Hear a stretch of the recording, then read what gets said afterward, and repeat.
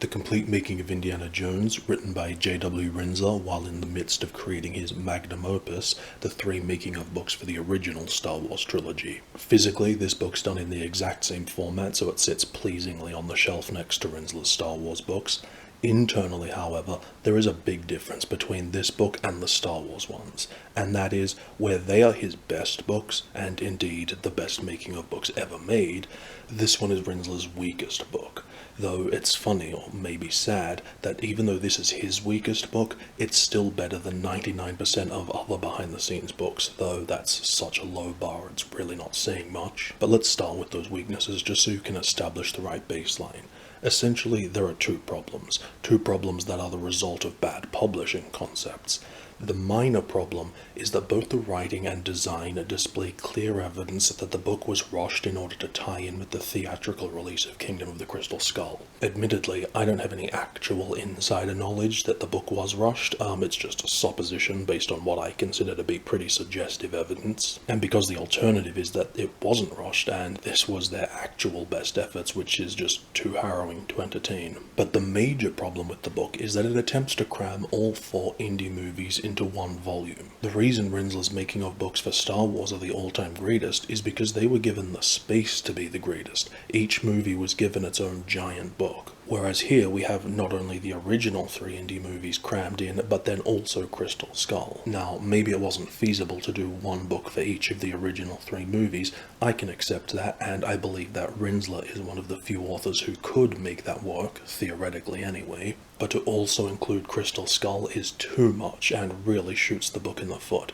because as it stands, 3 out of the 4 movies are not given enough space to live up to their potential, and the book is hurting for it. The making of Raiders of the Lost Ark accounts for about 40% of the book. It's like 120 pages, and it is awesome. Except for maybe being a little short-changed when it comes to post-production, the Raiders section is essentially perfect and largely unaffected by the issues spoiling the rest of the book. Even though 120 pages is less than half the page count of a regular making-of book, with Rinzler's hard-hitting, masterful handling of the text, you end up getting far more quality text and information than you would from another book that had 3 times as many pages. So no problem with the Raiders section. But for the following 3 movies, they each only get half as many pages, so a 60-page making-of for a movie, even in Rinzler's hands, is still like a fan magazine. Not a book worthy of the title, The Complete Making-of, or the subtitle, The Definitive Story, though I suspect the word complete is used perhaps in a cunningly ambiguous way to denote that it covers all the Indiana Jones movies, not that it's the comprehensive making of the movies, because it's definitely not. There's a lot that's not covered or barely covered in this book,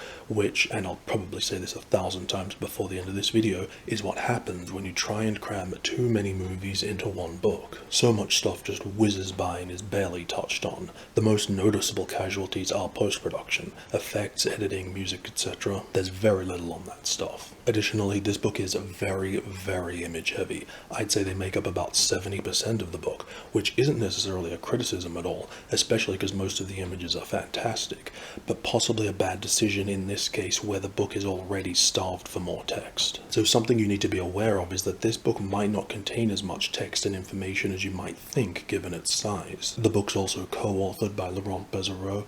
My initial understanding was that he conducted most of the interviews and then Rinzler used them to write the book, but it may not be that clear-cut, as we'll discuss later. Laurent is also the guy who did all the making-of features for the DVDs of Crystal Skull and the 2003 re-release of the original trilogy, and so there's definitely more reliance on repeating the exact same quotes already on the DVDs and Blu-ray than I would like. And so things like this, drawing quite heavily on a small pool of common existing sources and the abundance of images at the expense of text, are the first indicators that the book was probably very rushed. More evidence of that can be seen in the book design, particularly the image layout, which is often fantastic, but then other times really, really weird in the sizing and layout. Other things like graphic design elements that are often implemented so glaringly incorrectly that I can't understand how they've been overlooked. I also noticed a poster with a website watermark across the center. The book almost feels like it was taken away from someone during a draft. None of this has any actual negative effect on the book, but I pointed out just as evidence that it was clearly done without a final polish. Anyway, back to the movies. The Temple of Doom section is, as I said, half the size of Raiders and so not as good, but you know, if you accept the 60-page framework, then it's still better than most other making of books, I guess. However, the same can't be said for the Last Crusade section, which is genuinely bad. It's the section that most clearly shows how detrimental this rushed and crammed approach has been. It's predominantly made up of photos, even more so than the other sections, and almost all of the text is taken directly from the interviews already on the DVD. Once you remove those two things, there is very little information here on The Last Crusade. It doesn't even have the proper dated shooting schedule entries that the other three movies use.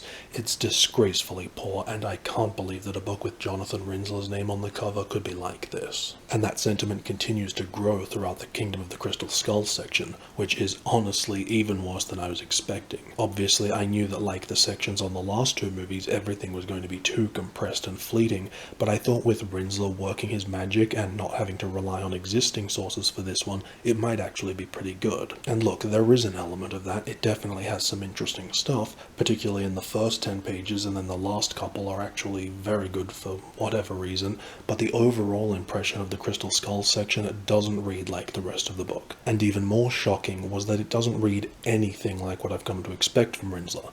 Instead, it reads much more like your typical bland making of book, the sort of books I condemn in order to praise Rinzler's books by comparison. To have this book ultimately end up wallowing in that same muck is really embarrassing, with a focus on quotes that are just generalizations, the sort of light behind the scenes sound bites they use when talking to the press before a movie comes out. You know, like, it's so magical being here with all these amazing people. Oh my god, the amount of text taken up by quotes from the cast and crew praising one another is out of control. So-and-so is so talented.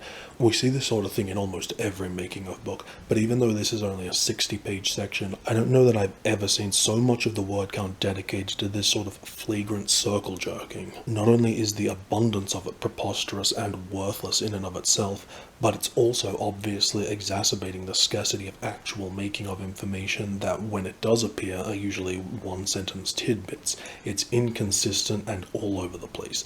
There are some parts where over the course of 6 sentences it'll flit over 3 completely different topics. A theory I have is that because Rinzler was also writing the Star Wars books concurrent with this one, that the Crystal Skull section was completely or predominantly written by Laurent Bezereau, which would explain these huge noticeable changes in the text that is nothing like typical Rinzler. It would explain it, but it wouldn't excuse it, as his name is on the cover, and so he's still expected to be responsible for the book as a whole.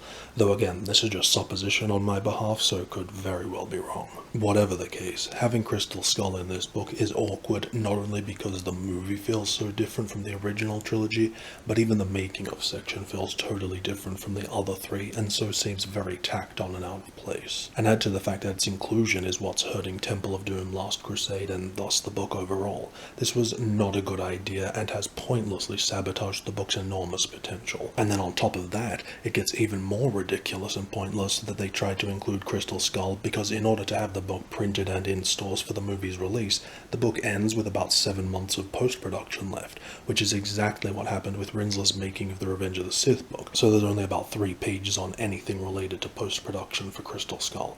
All this damage done in order to include Crystal Skull, and they couldn't even do that properly.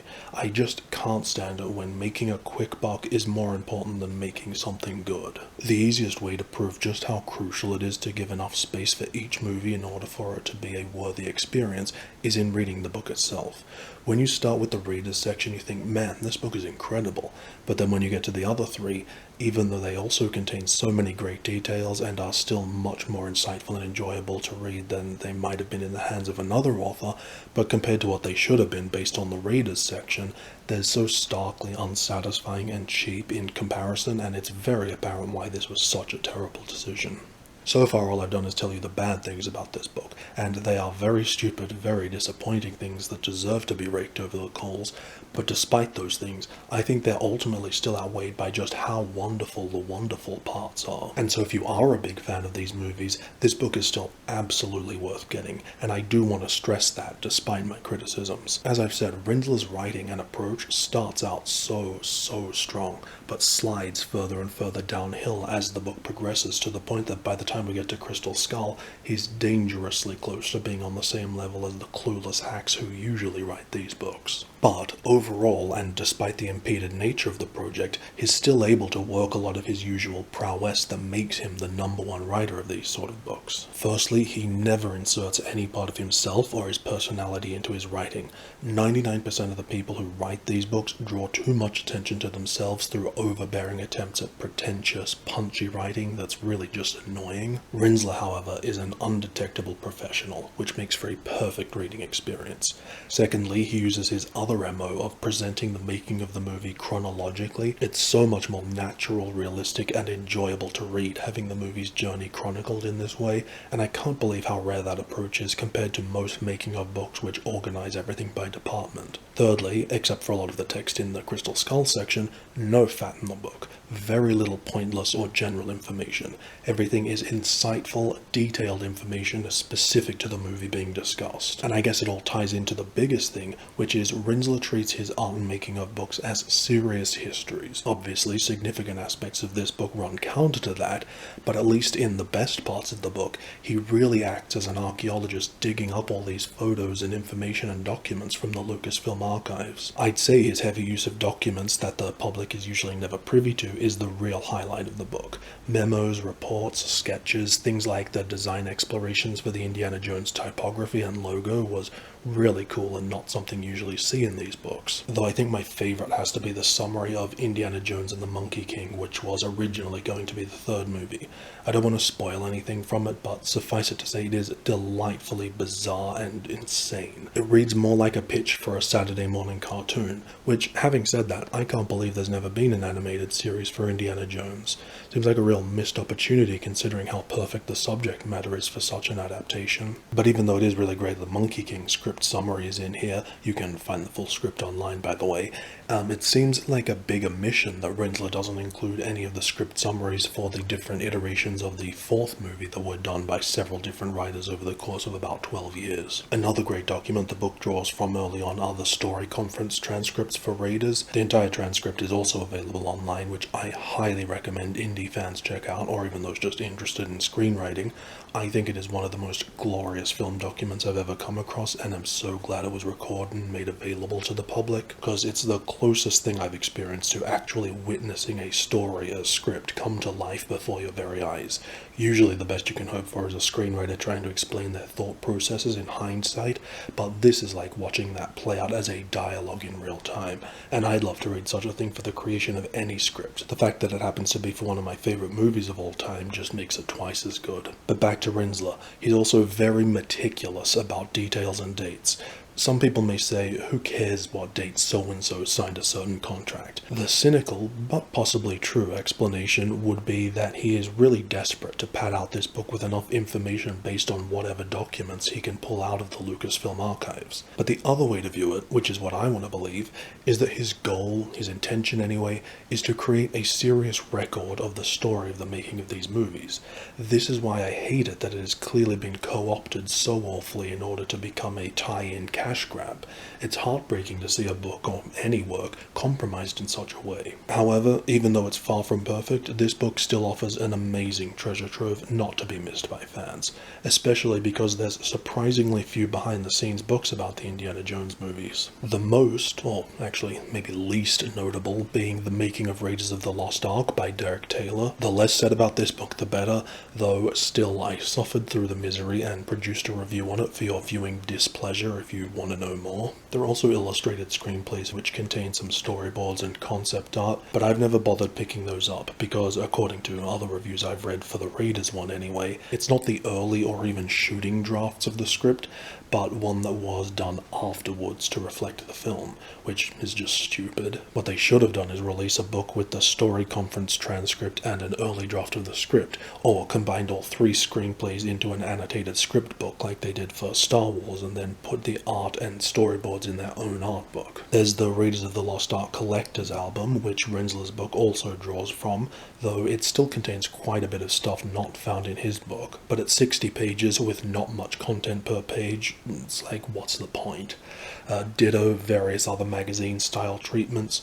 Really, the only other book that's actually pretty good for indie stuff is From Star Wars to Indiana Jones, the best of the Lucasfilm archives. The indie movies make up about 40 pages of that book, and it's mostly just images of art and props, etc., but really cool stuff. There are also a bunch of different books more related to the fiction of Indiana Jones, but in terms of behind-the-scenes books on the original trilogy, that's really all there is. For the TV series, there's the Young Indiana Jones Chronicles on the set and behind the scenes, which I've never read, but might be worth looking into if you are a fan of the show, since it only gets a small mention in Rinzler's book. For Kingdom of the Crystal Skull, they also released another book, a photographic journal, which is a very poorly done book with too many large, pointless images, and the biggest problem being that it doesn't have enough text. So it gives me a Belloc-style head explosion when they didn't have the sense to take the Crystal Skull text from this book and combine it with the photo journal and call it The Making of Kingdom of the Crystal Skull, which would then leave Rinzler's book more space to just focus on the original trilogy. It would have made both books much stronger, made fans much happier, and certainly resulted in more sales for the Crystal Skull book.